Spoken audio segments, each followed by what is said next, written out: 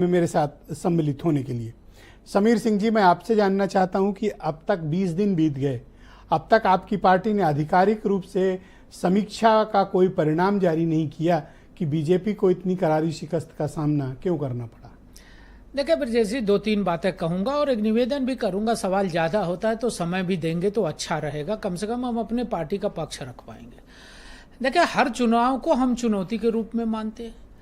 हमारे नेता, हमारी नीति, हमारे संगठन का आधार, उसके दम पर हम चुनाव में जाते हैं। हम अपने सहयोगी दलों के साथ चुनाव में गए, हम जहां जीते और जहां हारे, हम प्रत्येक चुनाव में अपने संगठन की सभी गतिविधियों का, हमारा संगठन का चुनाव होता है, हमारी सदस्यता होती है, हमारा कार्यक्रम होता है, हम चुनाव लड़ते हैं, हम जीत और हार दोनों की समीक्षा करते हैं। जब हमारा वोट प्रतिशत बढ़ता है तो भी समीक्षा करते हैं, जब घटता है तो भी समीक्षा करते हैं।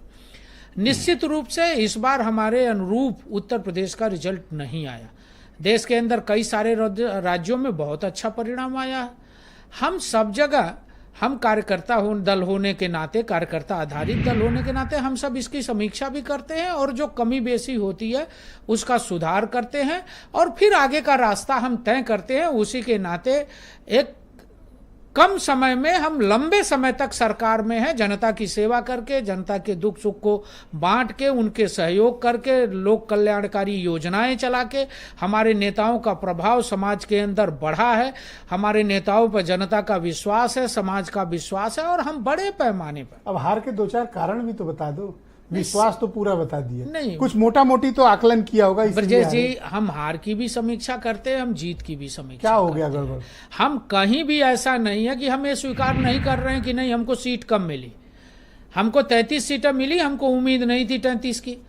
हम इसके पहले अच्छा परफॉर्मेंस किए थे, हम 62 सीट पाए, 72-73 सीटें पाए, हम इस बार 33 पाए।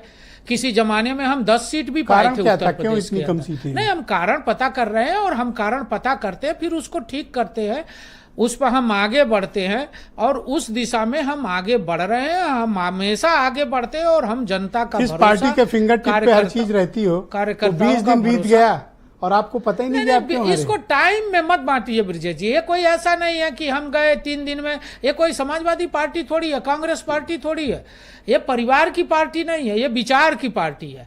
हम राजनीतिक क्षेत्र में आए को ये देखिए, हम सत्ता के लिए नहीं आए। 1947 में देश आजाद हुआ, श्यामा प्रसाद मुखर्जी जी उस अंतरिम सरकार के हिस्सा थे और उन्होंने उस सरकार को छोड़ के अलग पार्टी बनाई। किस लिए? देश के लिए। हमारा नारा था 2 प्रधान 2 विधान नहीं चलेगा। जम्मू कश्मीर के सवाल पर उन्होंने अपने प्राणों की आहुति दी। हमने जम्मू कश्मीर के अंदर 370 खत्म किया, हमारे एजेंडे में था। आपको इस बात को स्वीकारने में कोई परहेज है कि आपसे कोई गंभीर चूक हुई है?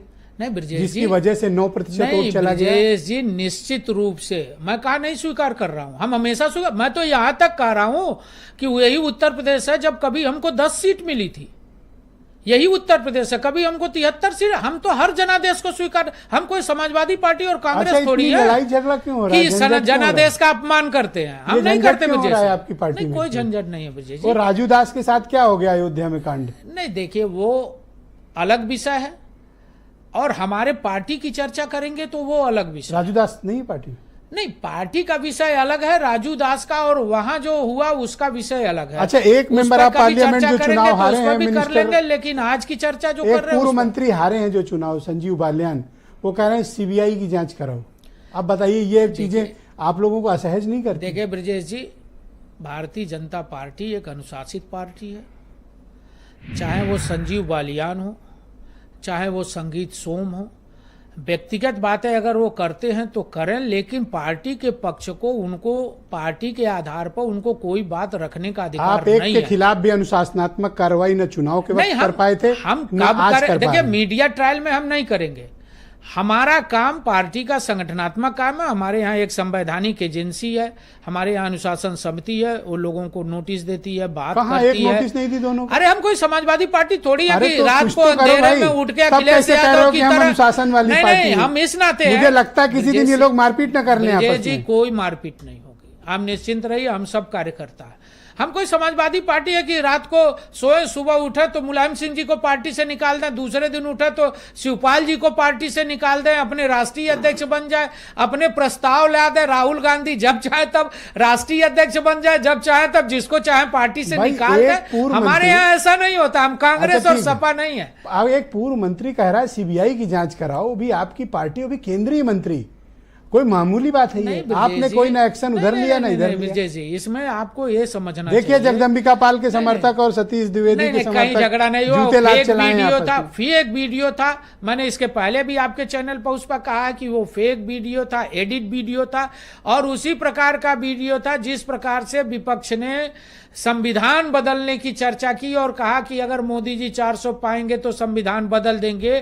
जो संविधान को लूटने वाले, जो संविधान का गला दबाने वाले, जो संविधान बदलने वाले थे, अंतिम सवाल ये कि समीक्षा की रिपोर्ट दोगे या नहीं दोगे? फ्रॉड किया और जनता को गुमराह किया, या जनता देश को फ्रॉड समझ रही है। जनता क्या कहेगी आपको? कांग्रेस और समाजवादी पार्टी ने झूठ बोला, जनादेश को फ्रॉड कहते हो। 850 मिल रहा, 8,500 मिल रहा ब्रजेश जी। आप मुझे बताओ। 1 लाख मिल रहा ब्रजेश जी। तो आपने कौन से 15 लाख थमा दिए किसको? वो महिलाएं, हम 15 लाख वो तो आप सरकार में आए तो नहीं दिया आपने, हम वो तो कहे विपक्ष थे में। ब्रजेश जी, हम कहे थे, मेरी बात तो सुन लीजिए, मेरी बात तो सुन लीजिए। सुन तो रहा हूं आपकी बात, देने पर सुन लीजिए ना।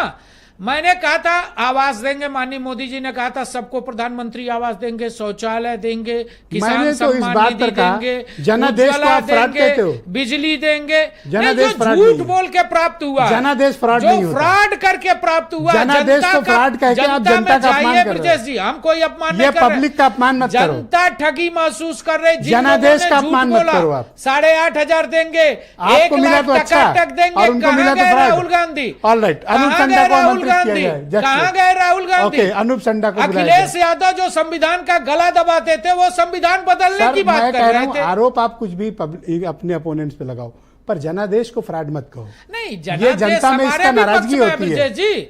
लोकसभा के चुनाव में 240 सीटें हम पाए, गठबंधन 292 सीट पाई, सरकार हमारी